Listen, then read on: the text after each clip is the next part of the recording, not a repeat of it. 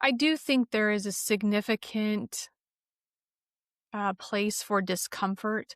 That discomfort is inherently part of a pilgrimage.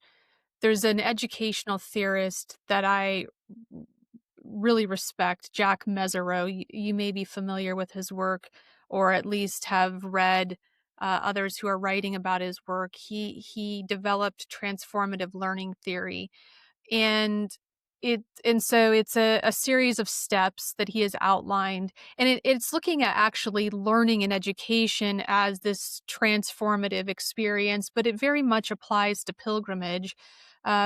The learning part is there, but also just the inner transformation, I think, is there also. And Mezirow highlights the role of discomfort in transformative or transformational learning, and I agree with this.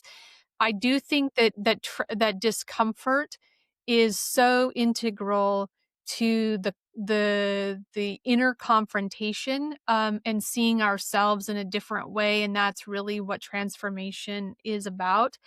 And so when people wanna go solo and they don't wanna talk to people and they don't wanna interact and they don't want to be uncomfortable, I think they're missing the point. Mm.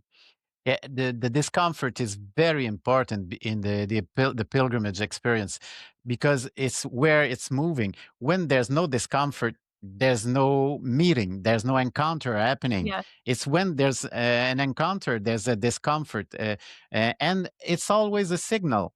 You have to listen.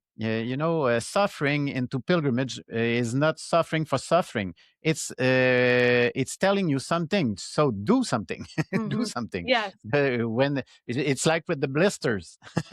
When someone comes to me with a big blister, I'm saying, I'm telling him, hey, what are you doing in your life when it's suffering?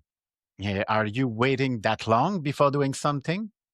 Mhm. Because people, and it's time to reflect on that.